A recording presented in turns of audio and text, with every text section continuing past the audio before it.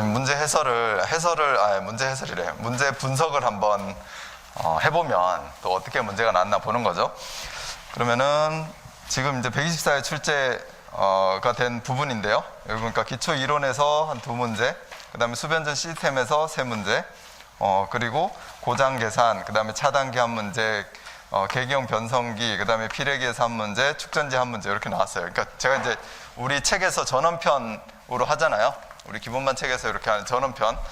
이 전원편에서 몇 문제 정도가 나왔느냐, 항상 여기 볼 때 UPS 예비 전원까지 이렇게 끊고, 그 다음에 배전편에서 얼만큼 나왔느냐 뒤로 보는데, 제가 여기 조명하고 동력을 이번에 뒤로 한번 빼봤어요. 이거 왜 그랬냐면, 원래 이제 조명하고 동력이 우리 전원편 요 책이 있잖아요. 앞쪽에 기본 이론, 전원, 동력 이렇게 돼 있잖아요. 그래서 제가 그 순서대로 쫙 했었는데, 이거를 뭐 제가 완성은 못했지만, 조명하고 동력을 조금 뒤로 빼서 여기 전체 부분을 건축 전기 설비, 그 다음에 발송 배전, 그 다음에 전기 안전이나 전기 응용 이런 거 공통적으로 나오는 부분이거든요. 수변전 설비나 뭐 배전이나 보호 개선 이쪽이나 해서. 그래서 공통적으로 나오는 거를 좀 앞에다 놓고, 조명 동력은 건축 전기하고 응용 이런 데서 이제 빼놓을 수가 없는 그런 부분인데, 안전이나 발송 배전이나 이런 데서는 안 나오잖아요. 네, 뒤로 조금 이렇게 빼가지고 정리를 한번 해봤습니다. 그러니까 그것만 조금 지난번하고 다른데, 우선은 지금까지 트렌드를 보면 항상 전원편이 좀 많이 나오고 배전편이 좀 상대적으로 다 골고루 항상 나오긴 하는데요. 전원편이 많이 나왔었어요. 그런데 출제 기준이 이번에 새로 나오면서, 재작년에 새로 나오면서 전원편 쪽이 좀 줄었었거든요. 제가 항상 그런 얘기 했잖아요. 그래서 전원편이 너무 출제 기준이 좀 문제가 있다라기보다는 출제 기준에 변압기는 왜 안 들어가 있고, 뭐 차단기는 왜 안 들어가 있고, 퓨즈는 왜 안 들어가 있고, CT, PT는 왜 안 들어가 있고, 출제 기준에 그냥 수변전 기기라고 해서 그냥 통으로 들어가 있으니까, 이제 출제자들이 출제 기준을 보면서 뭔가 눈에 보여야지 낼 텐데, 그런 게 눈에 안 보이는 거예요. 차단기도 눈에 안 보이고 퓨즈도 눈에 안 보이니까 그런 걸 자꾸 안 내게 되는 경향이 있는 게 아니냐. 그러면서 이 전원편 쪽이 좀 안 나왔었어요. 예를 들어 차단기 변압기도 안 나오고 고장 계산도 안 나오고, 뭐 차단기, 계기형 변성기, 콘덴서, 피레기 이런 것들이 잘 안 나왔다라는 거죠. 여기서 좀 나와줘야지 되는데 많이 그런 경향을 좀 보였었는데, 이번에는 이제 또 안 나오다 보니까, 안 나오면 영원히 안 나오는 거 아니거든요. 안 나오다 보니까 이번에는 그래도 전원편 쪽이 좀 나왔어요. 그래서 제가 전원편 쪽이 얼마나 나왔나 세어보니까, 우리 지금 전원 이 책에서 이제 바뀐 책으로 보면 이거죠. 이제 저자분이 한 권 주고 가셨는데, 바뀐 책으로 이렇게 보면 전원편에서 한 17문제 정도 나왔습니다. 그럼 31문제니까 배전편에서는, 배전편 챕터 쪽에서 한 14문제가 나온 거죠. 그래서 그 전에 특히 작년에 이렇게 시험을 보면서 반대로 배전편 쪽에서 많이 나왔는데, 이번에는 그래도 전원편 쪽에서 많이 나왔고, 여러분들 이번 시험에 문제를 보시면서 그래도 좀 할만한 게 나왔다 이런 분들도 계시고요. 항상 모르는 문제가 항상 있었는데 그래도 지금은 책에 있는 문제가 나왔다 이렇게 느끼신 분들도 많이 계실 거예요. 이제 공부를 하셨으면, 우리가 같이 또 여기 저희하고 같이 공부를 하시고 기본서로 같이 공부를 하신 분들은 책에 있는 문제가 나왔구나 이런 거를 이제 느끼실 겁니다. 내가 그걸 쓰기만 하면 되는 거예요. 근데 이제 우선은 내가 못 쓰는 문제가 나오면 어쩔 수 없는 건데, 쓸 줄 알아야 되는 문제, 들어본 문제가 나왔는데도 못 쓰는 거는 이제 공부가 아직 조금 덜 돼 있는 거죠. 그걸 내가 쓸 수 있게끔 공부하면 되는 겁니다. 그래서 이렇게 예전에는, 그러니까 얼마 전까지만 해도 전원편이 전원편에 있는 문제들이, 수변전 설비들이, 수변전 기기들이 조금 저조하게 나왔었는데, 이번에는 또 이렇게 반대로 전원 설비 쪽이 좀 많이 나왔다라는 거고요. 특히 이제 조명하고 동력은 항상 많이 나오잖아요. 그러니까 항상 많이 나온다라고 우리 건축 전기 설비에서는 빼놓을 수가 없는 부분입니다. 자, 이렇게 한번 봤고요. 그 다음에 여기 잘 안 보이시죠? 여기 빨간색이 20년간을 분석을 한 거고, 파란색이 최근 3년간 분석한 거예요. 이게 뭐가 이렇게 많이 나오고 적게 나오는 이런 추세를 한번 보자라는 건데, 이 추세에서 지난번처럼 이건 뭐 금방 안 바뀌겠죠. 지난번처럼 이렇게 예전부터 전원 설비 쪽이 이렇게 20% 정도 나왔었는데, 최근에 3년간은 한 이렇게 16% 정도로 줄어들었다라는 거죠. 그만큼 전원 설비 쪽이 약간 줄어드는 추세를 보였었고, 그리고 그럼 늘어난 건 어디냐? 배전 설비, 배전 배선, 그다음에 품질, 그죠? 그리고 저기 뭡니까? 뭐 전압 강화, 뭐 이런 것들 나오는 거. 그런 부분, 고조파, 그쪽이 살짝 좀 증가하는 추세가 좀 있었습니다. 있고, 그 다음에 뭐 다른 것들은 좀 비슷하긴 한데요. 접지 설비 쪽도 살짝 줄었고, 그죠? 최근에 피해 방제 쪽은 이렇게 늘었어요. 이게 피해 방제 쪽은 그럼 왜 늘었나? 이렇게 보면, 뭐 출제 기준에 이런 방제 설비 쪽에서 이렇게 뭐 내진이라든지 그런 것들 출제 기준에 툭툭툭 있어요. 그러니까 이제 출제자들이 자꾸 내게 되잖아요. 그런 것들을 우리가 잘 파악하면 되는데, 여러분들이 공부하랴, 파악하랴 안 되잖아요. 그래서 파악은 제가 열심히 해드릴게요. 열심히 해드릴 테니까 일단 파악된 것을 얘기를 할 때 이렇게 그렇게 많이 나온다라고 생각하셔도 되고, 제가 열심히 파악을 해가지고 이 모의고사도 내고 여러분들한테 모의고사도 올려드리고, 실제로 모의고사반은 여기 와서 모의고사를 보고요. 그리고 또 그런 것들을 또 20년치를 이렇게 분석을 해가지고 파악을 하잖아요. 저는 맨날 매주 모의고사 내면서 고민하고, 이번에 뭐가 나올까? 이게 이렇게 분석이 돼 있는데 이번에는 뭐가 나올까? 항상 기도하는 마음으로 제가 문제를 낸다라고 했잖아요. 그리고 그렇게 하니까 제가 조금 더 여러분들보다 잘 맞출 수가 있을 거예요. 뭔가 맞춘다면, 그걸 분석을 한다면. 그러니까 그런 것들은 그냥 모의고사에 내는 게 그래도 많이 나올 확률이 있는 거다. 첫 번째는 그렇게 생각하시면 좋고, 믿고 와야 되니까. 두 번째는 꼭 공부해야지 되는 거를 냅니다. 제가 아무거나 안 내고. 어차피 꼭 공부해야 되는 거니까 모의고사에 있는 문제 정도는 내가 확실하게 풀 수 있어야 되겠다. 이게 근데 모의고사 있는 문제만 다 풀었다고 또 합격하는 건 아니잖아요. 그러니까 책에 있는 것들을 계속 반복을 하면서 모의고사에 있는 문제 정도는 내가 언제든지 풀어도 내가 풀 수 있다. 이렇게 생각하시면 우리 건축전기설비기술사 합격하는데 많이 도움이 될 겁니다. 자, 그리고 최근에 뭐 에너지 절약은 추세니까 그쪽이 살짝 늘어나는 거고요. 신재생 에너지도 살짝 늘어났네요. 최근에 신재생 에너지는 예전에도 뭐 이제 최근이라고 하면 3년입니다. 21년, 20년, 19년, 20년, 19년 요 정도만 제가 본 거예요. 자, 그리고 조명 설비 비슷하고 동력 설비 살짝 늘어났고, 뭐 감리하고 기타 설비도 살짝 늘어났어요. 아무튼 이제 이 커다란 추세는 다른 것보다는 전원 설비 쪽이 살짝 줄었고, 여기 배전편, 배전 설비 이쪽이, 그리고 이제 KC 기준도 새로 신설이 되면 새로 생기면서 관심이 있잖아요. 그런 부분의 문제들이 이제 조금 나오고 있는 겁니다. 그래서 전체적인 추세는 이렇게 말씀을 드려도 뭐 그냥 모르겠고 나는 일단 공부한다 이런 분들이 분명히 많이 계실 거다라고 생각하고요. 그렇게 하면 돼요. 이 추세를 따라가려고 하는 건 아닙니다. 이건 그냥 제가 한번 보여드리는 거고, 내가 이렇게 분석하고 있다라는 걸 말씀 한번 드린 거예요. 자, 이렇게 해서 이번에 어떻게 출제됐는지에 대한 추세를 봤는데, 최근에 제가 한번 우리 모의고사반, 특히 모의고사반에 문제 낸 거에서 몇 문제나 나왔는지 이번에도 한번 볼게요. 우리가 31문제 시험을 보잖아요. 31문제가 나오잖아요. 1교시 13문제, 2교시 3교시 6, 4교시 6문제 이렇게. 그러면 31문제가 출제가 되고, 여기에서 우리가 푸는 문제가 몇 문제예요? 22문제예요. 22문제. 그래서 1교시는 10문제 해서 10점짜리 해서 100점, 그죠? 그 다음에 2교시 25점짜리 4문제, 3교시, 4교시 4문제 이렇게 해서 22문제를 우리가 풀게 됩니다. 여기에서 제가 이제 개원한 지가 이제 만 4년이 조금 넘었잖아요. 만 4년 조금 넘으면서 처음부터 분석을 했어요. 처음부터 분석해가지고 그때 기본반 10명도 안 됐었고, 심화반은 그때 3명, 딸랑 3명이 있었어요. 제가 이제 둘 다 이렇게 했었는데, 심화반에서 내가 이렇게 분석을 했고 한 거 가지고 모의고사도 내고, 그 사람들 모의고사 시험 봐가지고 같이 첨삭도 하고 그러면서 했는데, 그때부터 이렇게 쭉 제가 분석을 막 하면서 여기 이제 이런 20년치를 보고 분석을 하면서 이 내용들이 이제 찍어봤어요. 그래서 저는 공부할 때 찍어서 공부 안 했었거든요. 그냥 이 책 두 권, 이거 열심히 공부하자, 너무 좋으니까.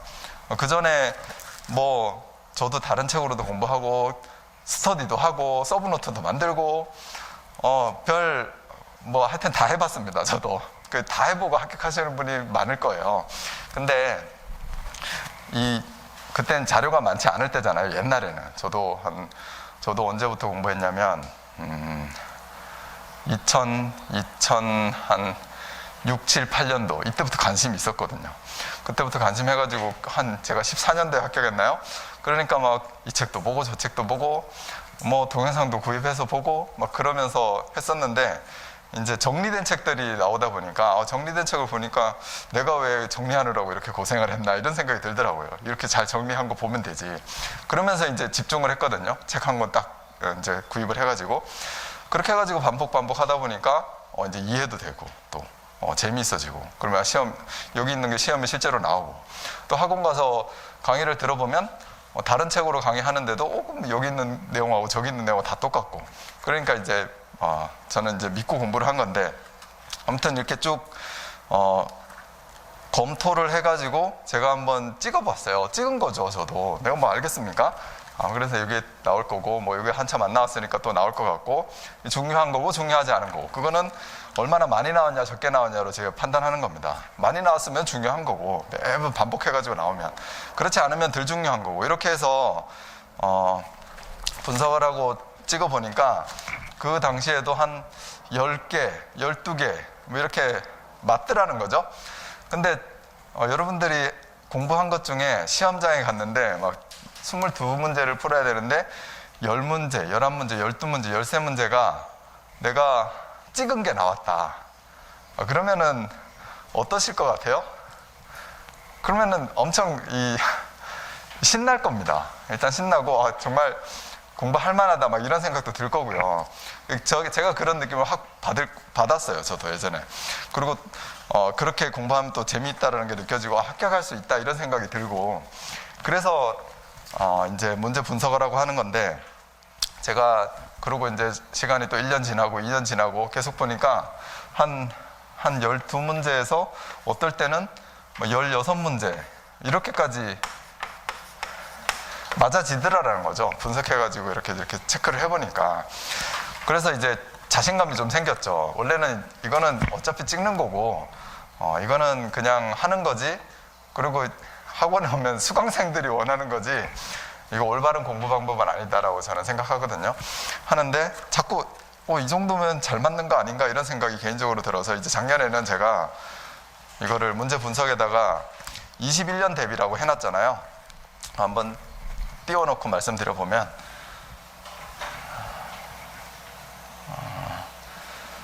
여기 PDF를 보이죠? 이렇게 여기 옆에다가 21년 대비 이렇게 지금 다 해놓은 거 아닙니까?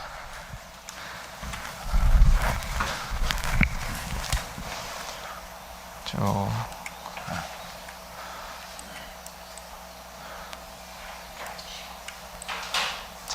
글씨가 좀 작죠?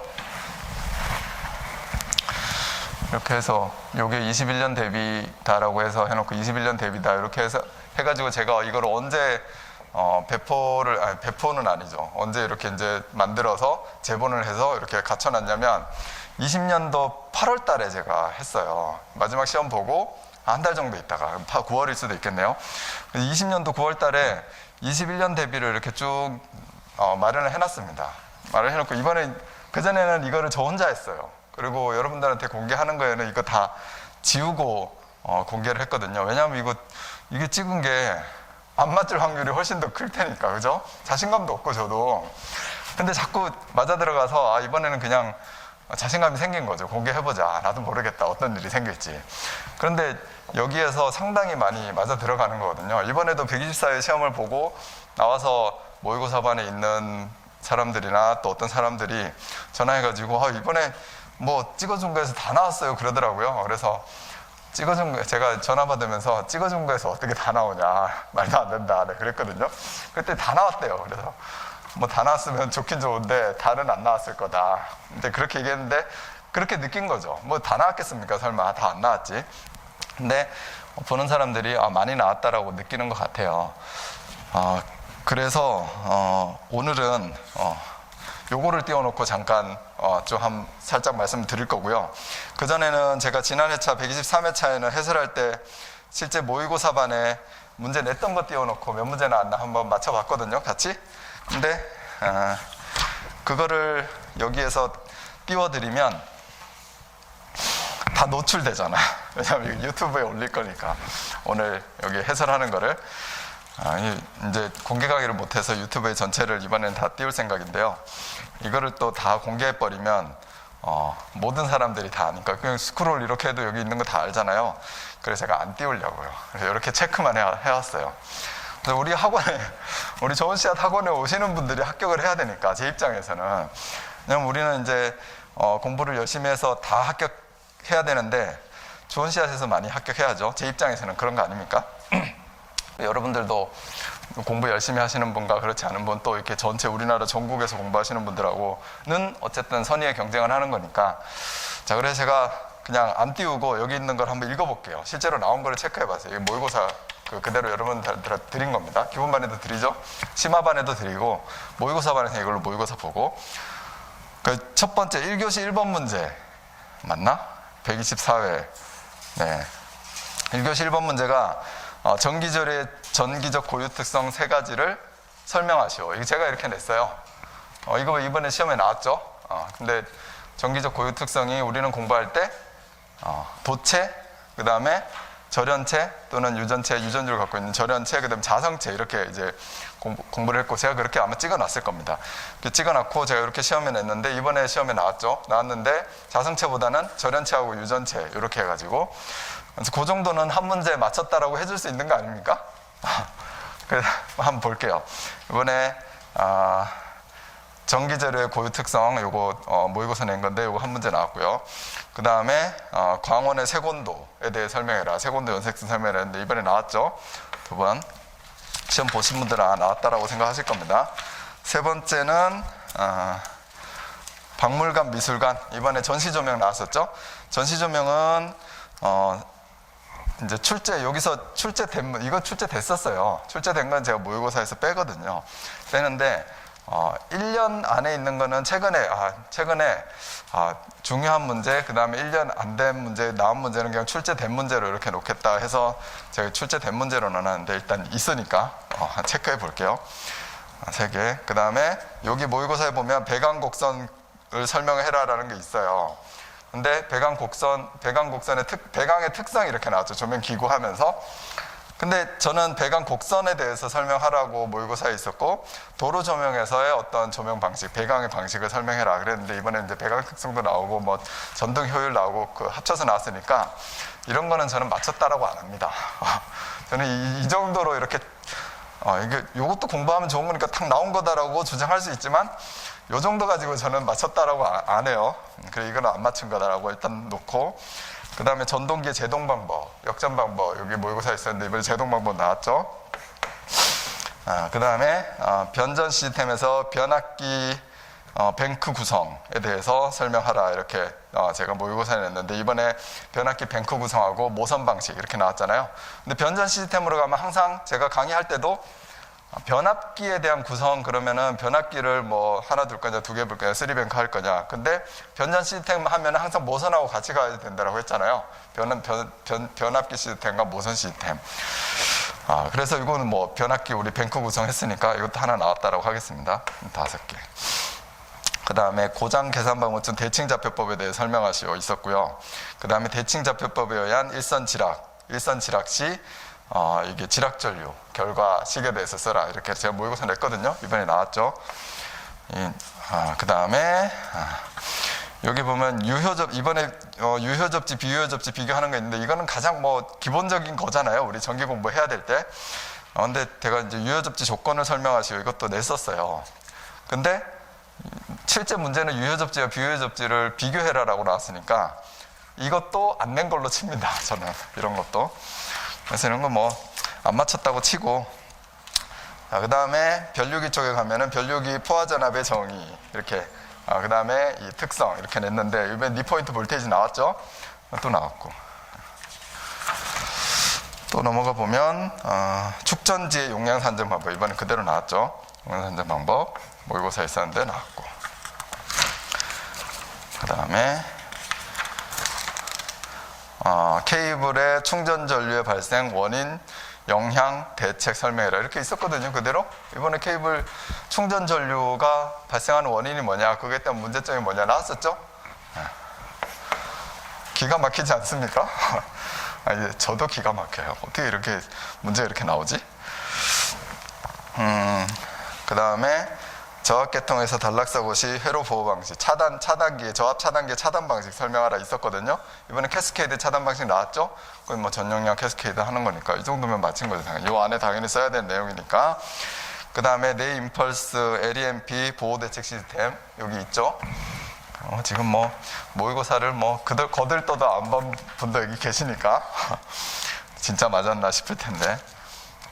그 다음에 내진 쪽에 가면 내진 설계 목적 대상 요거 대체 요거 뭐 예전에 나왔던 건데 모의고사에 그대로 있었고 123에 있었고. 그 다음에 웨너의 사전극법 대지고유 저항 측정 요거 우리 접지 쪽에서 모의고사 냈죠. 이번에 시험에 나왔죠.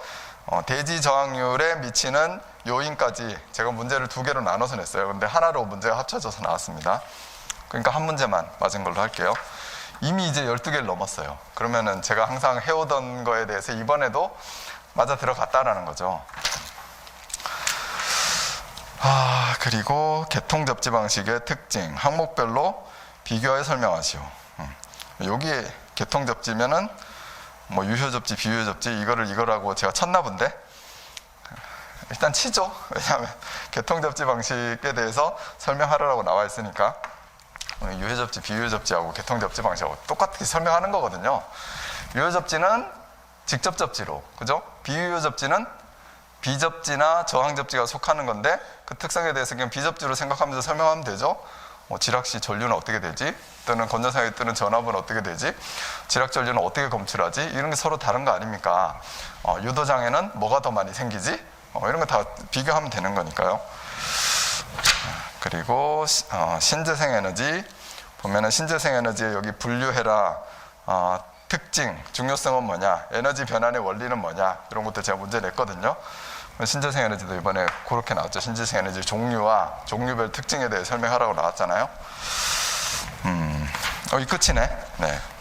그럼 몇 문제입니까? 15문제밖에 안 되나요? 제가 수량 세니까 이거보다 더 많던데. 한 문제, 잠시만요. 2문제, 3문제, 4문제, 5, 6, 7, 8, 9, 10, 11, 12, 13, 14, 15, 16, 17개인데 왜 15개밖에 없죠? 17개예요. 그래서 이번에 17개 맞았습니다. 뭔가 2개를 지금 넘기면서 빼먹은 것 같은데. 그러면은 평상시에 제가 가장 많이 맞힐 때가 제가 여러분들한테 공개 안 하고 제가 혼자 맞힐 때가 이렇게 16문제였어요.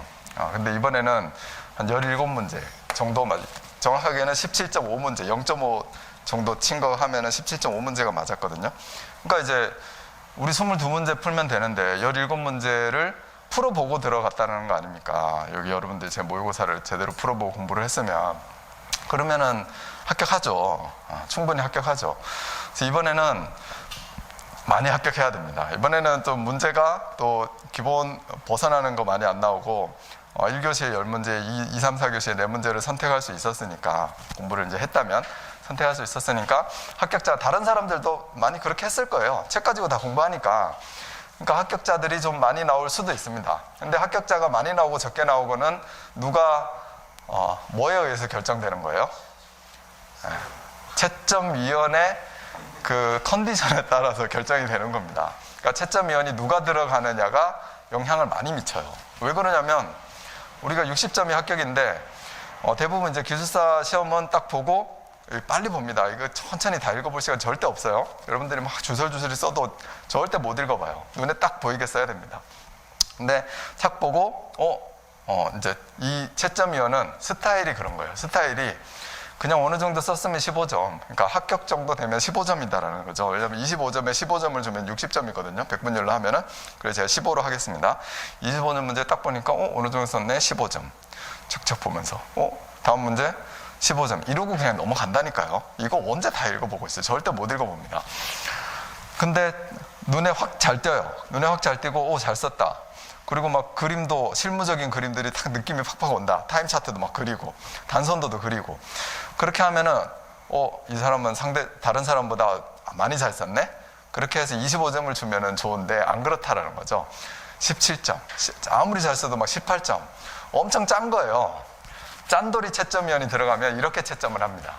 그리고 어느 정도 쓰면 다 막 13점, 12점 막 이렇게 그냥 그냥 끄적끄적거리고 나온 사람들은 그냥 탁 보자마자 그냥 4점 그냥 막 주는 거죠, 점수를. 왜냐면 어차피 불합격이니까 그 사람은. 내가 신경 써서 이 점수 채점을 할 필요가 없거든요. 그러니까 그렇게 넘어가는 채점위원이 있고요.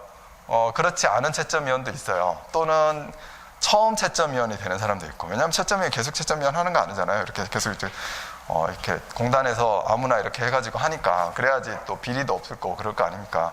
그래서 처음 채점에 들어가시는 분은 이제 일단 못 해봤어요. 예를 들어서 어떤 대학교 교수님이다. 그러면은 항상 학교에서 채점하듯이 채점할 거 아닙니까? 자기 스타일이. 그러면 만점자는 만점이지. 그죠? 이렇게 그러면 엄청 잘 썼네 이 사람. 24점. 이 사람도 이거 다음 문제도 엄청 잘 썼네 23점. 이렇게 주는 채점위원이 들어가면 제가 약간 극단적으로 표현을 했는데 이런 채점위원이 들어가면 후하게 점수가 나오는 거예요. 그럼 우리 60점이 합격인 거 아닙니까? 그러니까 어떤 때는 막 합격자가 확 나올 때가 있죠. 어떨 때 합격자가 엄청 안 나올 때가 있고.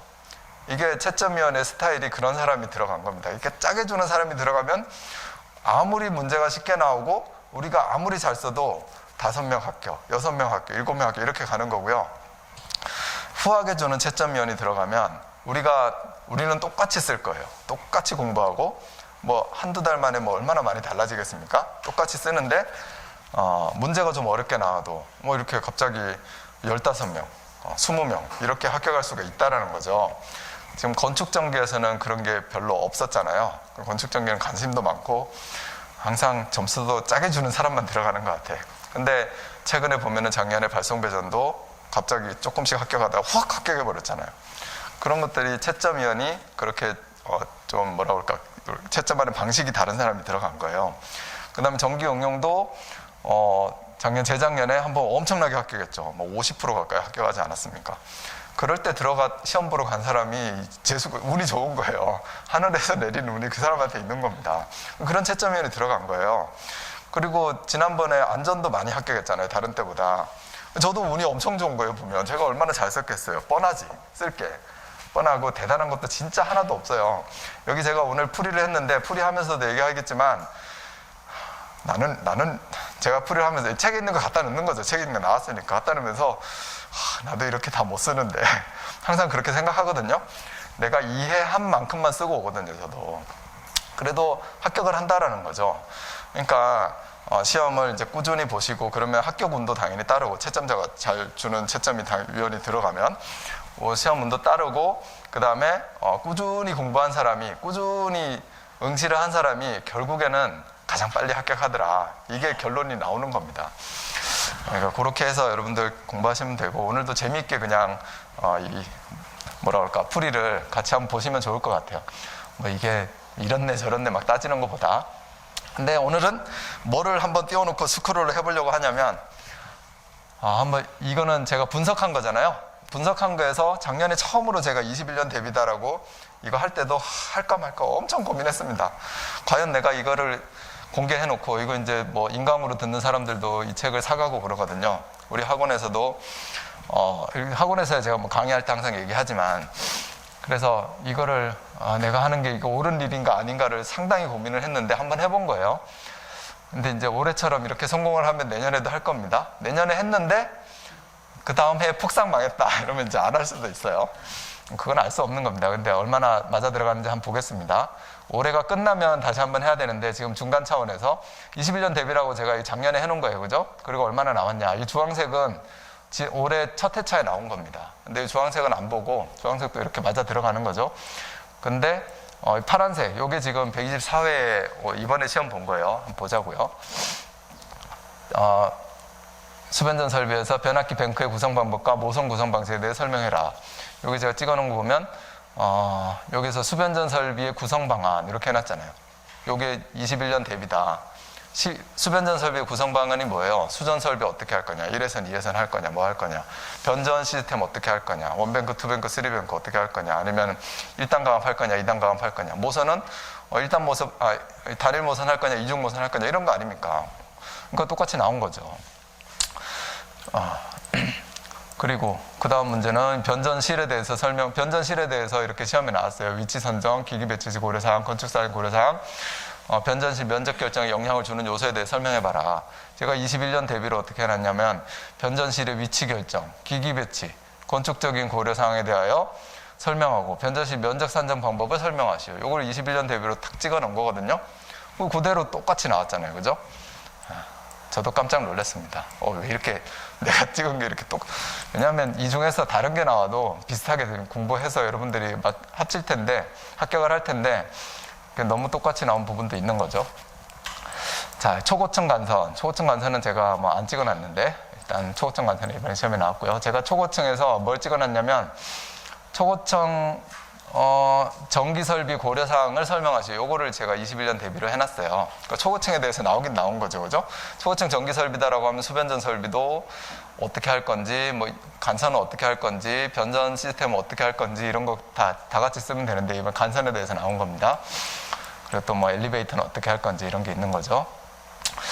자, 나왔고 조금 빨리 올라가 볼게요. 요거 대칭좌표법에 대해서 나왔죠. 대칭좌표법에 제가 고장 대칭좌표법에 대해 설명하시고 여기 찍어놨죠. 일선 지락 시 건전상의 대지전이 상승, 그 다음에 일전 지락 시 지락 전류 구하고 요것도 찍어놨죠. 두 개가 합해져서 이번에 시험에 또 나왔죠.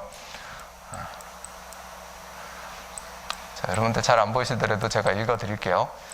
이렇게 너무 천천히 가면 안 되는데 바로바로 탁탁 넘어가도록 하겠습니다. 그래서 고장 계산 한 문제 나왔고요. 요거를 끄고 제가 이렇게 빨리 갈 수 있게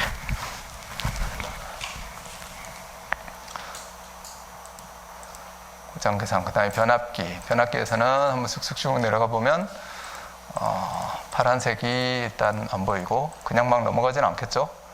변압기에서는 이번에 안 나온 걸로. 변압기 여자 돌입 전류 나왔잖아요. 그건 제가 어디로 뺐냐면 항상 보호개전 쪽에 빼놔요. 왜냐하면 여자 돌입 전류하고는 항상 세트로 나오는 게 뭐죠? 87번 계전기, 비유차동 계전기 5동작, 이거 항상 같이 나오거든요. 그래서 제가 그 계전 파트에 넣어놔서 지금 변압기가 시험에 안 나온 것처럼 표현되는 겁니다. 그 다음에 이렇게 하니까 빨리 넘어가네. 파란색 파워퓨즈의 한류형과 비한류형, 이거 나왔는데 제가 찍진 않았어요. 저는 파워퓨즈가 나올 때가 됐다라고 보고 용도, 타겟폐기와 비교, 그럼 차단기하고 비교하는 거를 제가 찍어놨었거든요. 이런 식으로 있다라는 겁니다. 한번 보여드리는 거예요. 자, 그리고 변류비의 오차, 이것도 제가 찍어놓진 않았어요. 다른 거, 이거 CT의 니포인트 볼테이지, 이거 변류기의 이상현상 발생 원인과 대책. 변류기의 이상현상이 뭐예요? 포화되는 거죠. 포화되는 게 니포인트 볼테이지고. 그러니까 저런 거는 맞았다라고 해줘야 된다는 겁니다. 우리가 이거 보시면서. 자, 그 다음에 파란색을 찾아보면 여기 또 나왔네요. 슬로 이상전압. 이상전압은 우리가 공부하면서는 엄청 많이 봐요. 그죠? 차단기에서도 개패스지. 그 다음에 뭐 일선 지락시 대지전이 상승, 이런 다 이상전압 아닙니까? 그리고 정전유도 전자유도 다 이상전압 얘기하는 거고, 그죠? 그리고 넷서지, 그럼 피레기에서도 공부하고 절연협조 할 때 맨날 공부하는 건데 이상전압에 대해서 설명하시고 이거는 별로 안 나왔었어요. 여기서도 보면 지금 나온 게 이렇게 이상전압이다라고 해서 나온 게 20년 동안 2개밖에 없는 거거든요. 근데 우리가 꼭 공부해야지 되는 부분인데 이런 건 제가 내가 왜 이상전압을 모의고사에 안 넣어놨을까 이런 생각을 저도 이런 거 보면서 저도 느껴요. 이렇게 중요한 건데 내가 모의고사에 좀 넣어놓을 걸 이런 생각을 좀 했고요. 그리고 저는 이제 분석을 하는 원리 자체가 많이 나온 거, 이렇게 절연협조 이거에 대해서 많이 나오면 많이 나온 거에서 최근에 좀 안 나온 거 이런 것들 위주로 찍거든요. 네.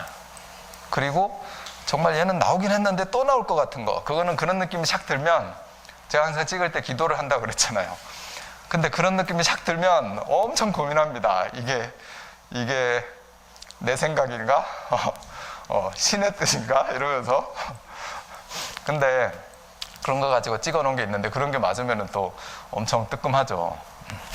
신이 존재하는구나, 뭐 이런 생각이 들기도 하고. 자, 그렇고요. 그렇게 제가 열심히 한다는 겁니다. 노력도 하고, 제가 안 되는 부분을 기도도 하고. 자, 그 다음에 축전지 용량 산정 방법에 나왔죠. 이번 축전지 용량 산정의 흐름도 제시하고 용량 산정 방법에 대해 설명하시고 21년 대비 이렇게 제가 찍어놨죠. 그럼 뭐 21년 대비가 왜 이렇게 많냐 이렇게 이제 생각하시는 분도 있는데요. 의외로 21년 대비 이거밖에 안 되냐 이런 분들도 있어요. 좀 더 찍어달라. 제가 여기서 더 찍으면 더 많이 맞을 겁니다. 그냥 다 찍어놓으면 다 맞을 테니까 그런 거죠. 자, 근데 적당히 제가 정말 나올 만한 거 플러스 기본적인 거를 찍어 놓습니다. 자, 그리고 또 파란 거 나와라. 왠지 그냥 막 넘어가는 느낌인데, 고저파도 안 나왔고, 케이블. 네, 여기에서 충전 전류에 대해서 시험에 나온 거고요. 그것도 제가 안 찍어놨었고, 그러니까 뭐 제가 찍은 게 다 나온다라는 게 아닌 것도 또 나타나죠. 보호개전기 오동작 방지 대책, 저는 보호개전기의 동작 특성 이렇게. 이건 맞힌 게 아닙니다. 그냥 보호개전기의 어떤 동작 특성에 대해서 시험에 나올 거다라고 생각을 한 거죠. 문제는 조금 다르게 오동작에 대해서 나왔어요. 그 다음에 변압기 여자 도립전류. 여자 도립전류는 제가 항상 찍는데 왜 안 찍어놨냐면 20년도에 나온 거거든요. 20년도에 나왔는데 21년도에 또 나온다 이러고 제가 찍기에는 좀 부담감이 있는 거죠. 그런데 또 나왔습니다. 그럼 이런 트렌드를 보면 저는 이제 항상 느끼잖아요. 이런 걸 보고 내가 분석해 놓은 거 플러스 실제로 시험에 나온 거 이러면서 여러분들은 그냥 지금 지가 잘 찍었다라고 자랑하나 보다 이러고 들으시는 분들이 계실 수도 있는데, 뭔가를 좀 느껴보자라는 겁니다. 제가 20년도에 나왔는데 21회에 나왔는데 또 거의 똑같은 문제가 24회에 나왔다라는 것은 이제 이런 게 요 하나의 문제가 아니라 몇 개가 있어요. 그러면은 저는 항상 예전에는 한 3년 안에서는 잘 중복돼서 나오지 않는다. 그런데 아무리 중요한 것도 2년 안에서는 잘 중복되지 나와서 않는다. 그래서 저는 과감하게 뺍니다. 그래서 괜찮은 문제여도 20년도에 나왔으면 21년도에서는 분명히 건너뛸 확률이 훨씬 더 높으니까 이제 이런 거는 여기 21년 대비로 제가 찍을 수가 없죠. 그런데 나오는 문제들이 최근에 많아요. 옛날 몇 년 전보다 최근에 확 눈에 띄게 나왔던 문제가 계속 반복돼서 나오는 게 여러 개 있다라는 게 느껴지거든요. 그럼 요즘 문제를 내는 트렌드가 바뀐다라는 걸 알아야 됩니다. 그러면 문제를 내는 트렌드가 어떻게 바뀌고 있냐? 이제 건축전기 설비가 어떤 때는 뭐 논란의 여지가 되는 문제도 있고 막 그러다 보니까 이제 그런 논란의 여지를 없애기 위해서 이제 출제도 이제 좀 바뀌고 있다라는 건데, 일단은 기출 문제를 낸다. 일단 예전에는 막 출제위원들이 만들어서 아무거나 막 냈거든요. 지금은 나왔던 문제를 다시 반복해서 낸다라는 트렌드가 있는 거고요. 그리고 지금 뭐 얘기 들어보면은 문제 내는 사람이 다르고 이제 출제위원이 가서 문제를 내고 바로 그 문제가 결정이 되는 게 아니라 문제 내는 사람은 문제를 내고 선택하는 사람은 선택을 한다. 이렇게 지금 이중화시켰다라고 하거든요. 그런 얘기를 제가 듣거든요. 이렇게 막 돌아다니는 얘기를. 그러면은 그게 맞으면 이제 뭔가 선택도 그렇게 누군가 해가지고 괜찮은 문제들을 선택하다 보니까 또 눈에 익은 문제, 괜찮은 문제 이런 것들을 한다는 거죠. 이 출제자가 자기 주관대로 막 내질 않는 겁니다. 그러면 이제 중요한 문제들은, 괜찮은 문제들은 이렇게 겹쳐서 나올 수도 있어요. 그래서 우리는, 여러분들, 저는 이건 항상 예전부터 얘기했는데, 정말 괜찮은 문제 꼭 공부해야 될 거는 계속 공부해야 된다.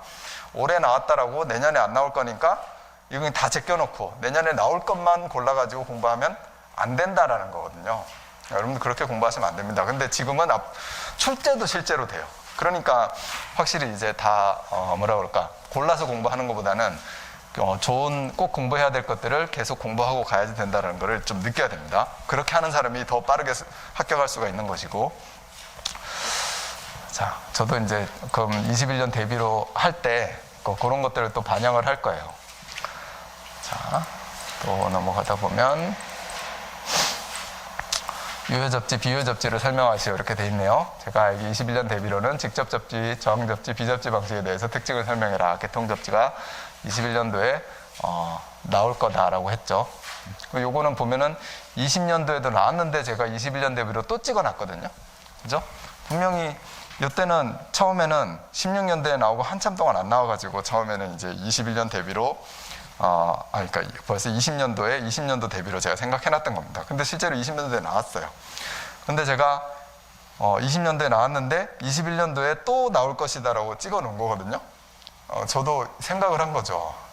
이거는 정말 중요한 건데, 이게 엄청나게 많이 나오는 거잖아요. 이게 보면 교통접지 이렇게 나오는 거니까 엄청나게 많이 나오는 건데, 얘를 건너뛸 것이냐, 내년에 또 나올 것으로 판단할 것이냐, 제가 고민 많이 합니다. 사실 이런 거 선택할 때는. 근데 제가 이거는 밀어붙였고 실제로 또 이렇게 나왔어요. 이런 것들이 그냥 뭐라 그럴까, 기도하는 마음으로 찍는 겁니다. 분명히 또 나올 수도 있어 이러면서. 그런 것들 여러분들 믿고 가시면 공부가 잘 될 거예요. 자, 대지정의 측정 방법 나왔죠. 제가 21년 대비로 외노의 사장급법에 의한 대지정의 측정 방법에 대해 설명하시고 찍어놨죠. 대지 저항률에 영향을 미치는 요인을 설명하시는데 얘도 찍어놨죠. 두 개를 찍어놨는데 외노의 사장급법에 대해 설명하고 대지 저항률의 특성, 이 대지 저항률에 미치는 영향이 뭐냐, 수분이냐, 온도냐, 이런 거 물어보는 거거든요. 그대로 또 나온 거죠. 저만 재밌죠? 지금. 자, TNTT, IT 개통 접지에 대해 설명하시오. 이거 나왔죠? 제가 여기 21년 대비 찍어놨잖아요. TNTT, IT 개통으로 분류하는데 각 개통에 대해 상세하게 설명하시오. 이거 그대로 이것도 축 나온 거죠. 이렇게 TNTT, IT는 우리가 KEC를 공부하는데 IC 60364를 공부하는데 기본이잖아요. 그런 아주 기본이어서 옛날에는 처음에 도입하고서는 많이 나왔어요. 그리고 2013년도부터 안 나왔어요. 안 나오고 근데 TNTT, IT는 우리가 반드시 알아야 돼요. 왜 알아야 되느냐? 우리 보호 방법, 감전 보호 얘기할 때도 TNTT, IT 방식별로 감전 보호를 어떻게 하는지 나오고요. 그 다음에 개통의 절연 관계, 그죠? 과전압 보호 이런 거 할 때도 TNTT, IT에 따라서 여기 U1이 얼마고 U2가 얼마고 UF가 얼마고 그런 게 다 분리가 돼 있잖아요. 그러니까 가장 기본적으로 알아야 될 거고 그게 파생돼서 항상 가는 거다. 근데 기본적으로 알아야 될 게 너무 오래 안 나왔으니까 제가 이게 생각이 나요. 찍을 때 얘는 안 나오더라도 공부해야 된다. 사실 그런 마음으로 찍었어요. 안 나오더라도 꼭 내가 쓸 수 있게 공부해야 된다라는 마음으로 찍었는데 또 이게 나왔습니다. 그런 거고 그 다음에 또 넘어가 보겠습니다. 요 캐스케이드 보호 방식, 제가 여기에 찍어놓은 게 단락보호 협조 방식을 설명하시오. 당연히 모의고사에도 당연히 있었고 여기 문제 분석에도 찍어놨습니다. 아이고, 모의고사보다 문제 분석이 훨씬 더 많아요.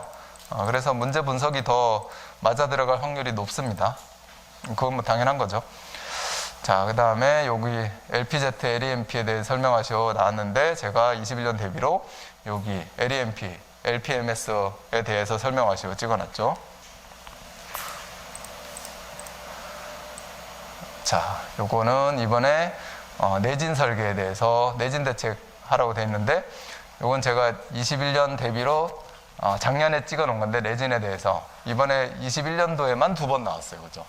이렇게 똑같이도 연속으로도 나올 수 있다라는 겁니다. 근데 이거는 어떻게 하느냐, 여기 위에 보면 인력공단 출제 기준이거든요. 요 관련된 요 챕터에서. 그럼 여기에 정확하게 전기설비의 내진 대책이라고 탁 쓰여 있어요. 그럼 출제자가 이거 보고 출제하거든요. 그러면 요 부분 정보 및 방제 설비를 파트를 맡은 그 출제위원이 이거 쭉 읽어보고 지금 통신 약전 설비를 낼 거냐, 약전에서 방범을 낼 거냐, 방제에서 비상 콘센트, 유도 등 이런 거를 낼 거냐, 아니면 내진을 낼 거냐, 뭐를 내실 것 같으세요? 여러분들이 출제위원이면 이 세 개 중에서 내진 내겠죠. 내진 쪽이 전기 설비의 내진. 왜냐하면 이건 소방이고 위에는 여기는 통신 쪽에 좀 가깝고 그러니까 얘를 내는 것보다는 그냥 내진을 내는 게 좀 좋지 않을까. 그러니까 이렇게 연속으로도 이렇게 나오는 거죠.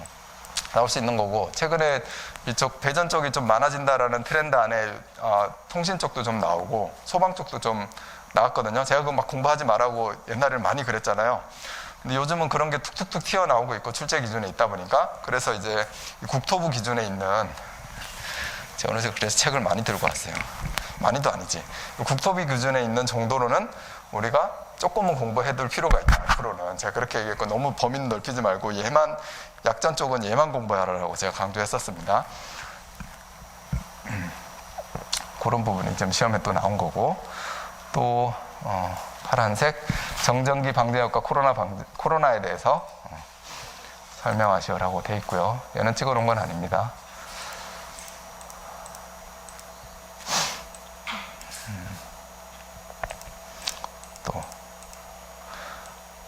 또 보자.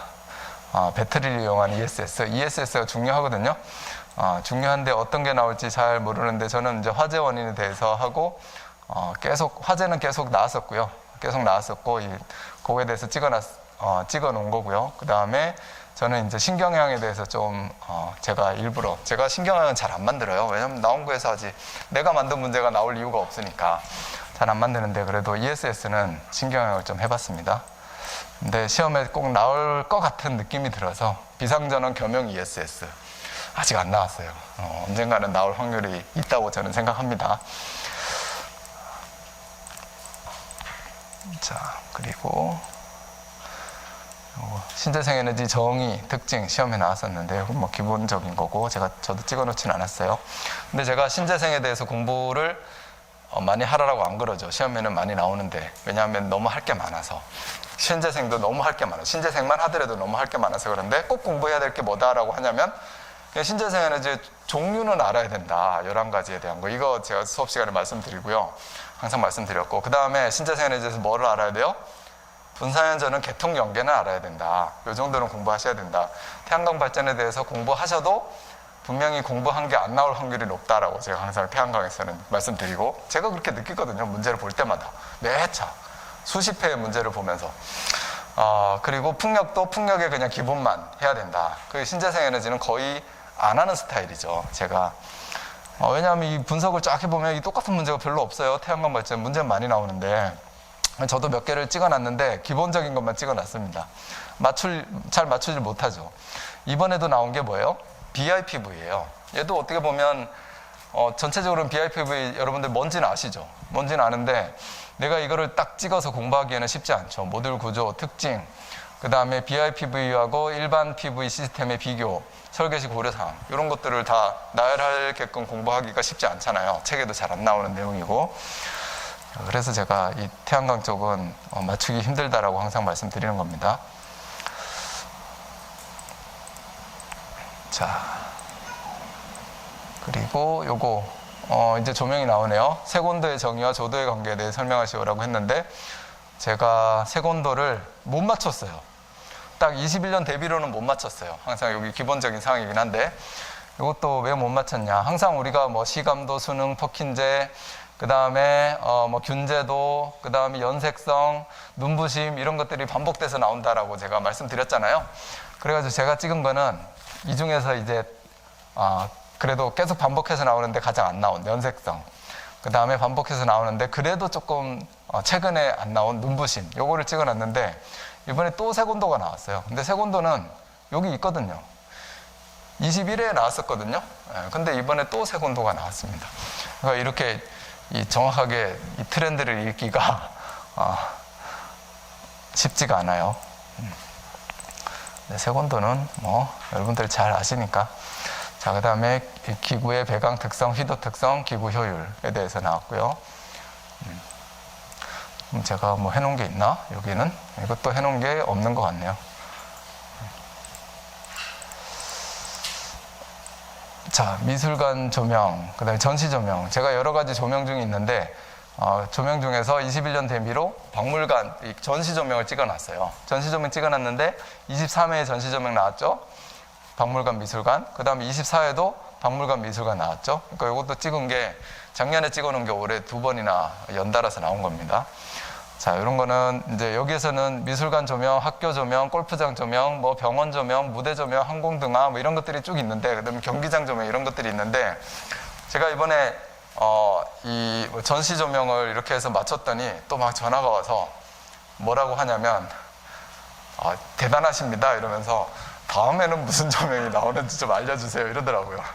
그래서 제가 다음에는 안 나옵니다 그랬어요. 그러니까 다음에는 막 자기가 분석을 해요. 다음에는 경기장 조명이 막 나올 것 같아요. 그래서 일단 어떤 느낌이 있어서 전시 조명은 내가 했는데 찍어놨었는데 지금 아무런 느낌이 없다. 근데 제 말을 안 믿어요. 자기는 뭐 다른 걸 막 찍어서 공부하려고 그래요. 제가 그 전화를 받고 곰곰이 좀 생각을 했는데 다음에는 제 그냥 느낌입니다. 다음에는 이렇게 특징적인 뭔가 무대 조명, 병원 조명, 학교 조명 이런 특징적인 조명보다는 왠지 그냥 사무실 조명이나 명시 조명 그냥 이렇게 좀 포괄적으로 나오지 않을까, 일반적인 조명으로. 저는 그런 느낌인데 자꾸 찍어달라고 그래서 못 살겠습니다. 그러니까 저한테 찍어달라고 하지 마시고 그냥 이미 찍어놓은 거를 공부하시면 돼요. 아직 안 나온 거 많잖아요. 찍어놓은 것 중에도 아직 안 나온 거 많거든요. 그게 나올 확률이 점점점 높아지고 있어요. 회차를 거듭할수록. 그렇게 생각하시면 좋습니다. 자, 그 다음에 유도전동기 속도 제어 해놨는데 제가 여기 직류전동기 속도 제어도 찍어놨고요. 여기 보면 유도전동기 속도 제어 방법도 찍어놨죠. 그래서 지금 유도전동기가 나온 겁니다. 자, 그 다음에 전동기 제동 방식 시험에 나왔는데 제가 제동 방식에 대하여 종류를 들고 설명하죠. 이렇게 찍어놨죠. 21년 대비로 잘 맞아 들어가고 있는 겁니다. 진동과 소음은 시험에 나왔고, 전동기에서 이번에 좀 나왔어요. 그죠? 반송설비. 반송설비는 제가 공부하라고 그럽니까? 하지 말라고 그럽니까? 하지 말라고 하죠. 엘리베이터가 이렇게 시험에 엄청나게 예전부터 많이 나왔거든요.